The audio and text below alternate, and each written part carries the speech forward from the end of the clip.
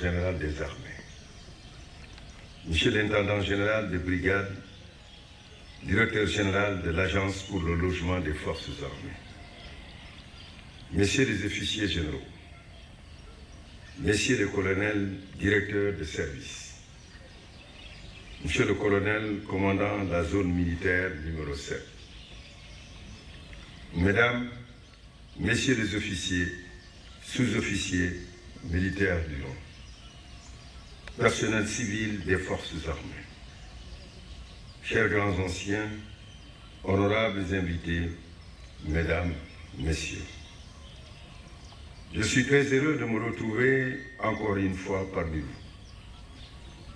dans l'enceinte nouvellement baptisée du camp général Jean-Louis Tavares da Souza, pour présider cette cérémonie de réception de logement de mariés et de remise de terrain aux blessés en opération intérieure. Cette cérémonie de haute portée sociale traduit la vision politique de son Excellence Macky Sall, président de la République et chef suprême des armées, qui, en toutes circonstances, réitère l'attention constante et la place qu'il accorde à la condition personnelle et professionnelle des militaires. En exécution de cette volonté politique, les armées poursuivent la mise en œuvre d'une politique sociale très active au profit des militaires et de leurs familles. D'ailleurs, l'initiative si altruiste d'instituer une journée de la solidarité, désormais inscrite dans le calendrier républicain, constitue une belle illustration de la détermination des armées d'accompagner son personnel, toutes catégories confondues. Comme vous le savez, l'accès au logement est un élément très important de cette politique sociale, en ce sens qu'il participe au relèvement moral du militaire qui fait souvent l'objet d'une forte mobilité durant sa carrière. De ce fait, obtenir pour sa famille un logement dans le domaine militaire, dans un cadre salubre et sécurisé, est très important pour le Djambar. C'est dans cet esprit que l'Agence pour le logement des forces armées Alpha poursuit son vaste programme national de rénovation de logements dans le domaine militaire avec l'appui substantiel du commandement militaire.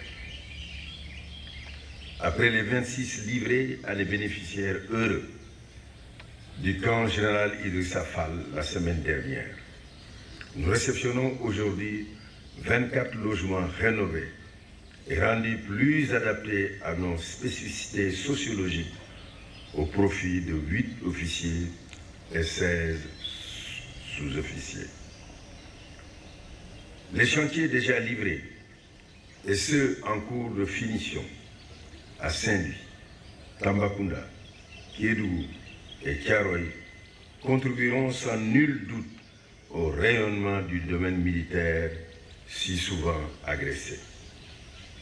J'ai saisi cette occasion pour une fois de plus inviter les personnels bénéficiaires à faire preuve d'engagement et de responsabilité dans l'entretien de ces logements dont la rénovation et la réadaptation ont été le fruit de lourds investissements. Sans cette rigueur, l'Agence pour le logement des forces armées ne pourra pas assurer l'exploitation immobilière nécessaire pour satisfaire des demandes de plus en plus croissantes et pressantes. Honorables invités, Mesdames, Messieurs, la cérémonie empreinte de solidarité et de partage de ce matin élargit également notre champ d'action sociale vers des citoyens modèles dont l'intégrité physique est entamée pour certains, reflétant encore les immenses sacrifices consentis au service de la nation. Je le rappelle, soutenir nos blessés est une obligation morale. C'est avant tout valoriser le dévouement et l'esprit de sacrifice et exprimer notre élan de reconnaissance et de solidarité à tous ceux qui ont été douloureusement marqués dans leur chair et dans leur esprit. Au cours de ces dernières années, des efforts importants ont été faits allant dans le sens de la revalorisation régulière des pensions d'invalidité, l'indemnisation des personnels décédés en service commandé et l'accompagnement constant des blessés. Dans quelques instants, sous la diligence de la Direction de l'action sociale des armées, DASA, nous allons procéder à la remise d'attestations d'attribution de terrain aux 18 militaires blessés en opération intérieure au cours des années 2021 et 2022. Je voudrais surtout saluer la pertinence de cette action de haute portée sociale sous le leadership du chef d'état-major général des armées, le général Cheikh Wade, dont l'engagement aux côtés de ses grands subordonnés pour le bien-être social du militaire n'est plus à démontrer. En réalité, en octroyant ces parcelles dans cette cité bien vivante et à l'accès facile, nous incitons les bénéficiaires à se projeter vers l'avenir et à mettre en œuvre leur projet d'acquisition de propriétés immobilières. Honorables invités, Mesdames, Messieurs, avec de telles performances, je comprends mieux la récurrence des visites des délégations étrangères venues s'inspirer de notre modèle de politique sociale dans les armées. J'encourage tous les grands commandements et services à développer une véritable stratégie d'accompagnement social ciblée et soutenable pour nos personnels les plus vulnérables.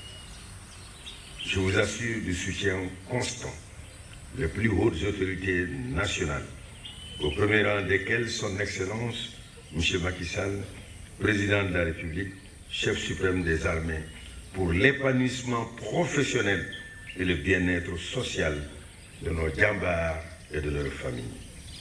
Je vous remercie de votre attention. On nous tue, on ne nous déshonore pas.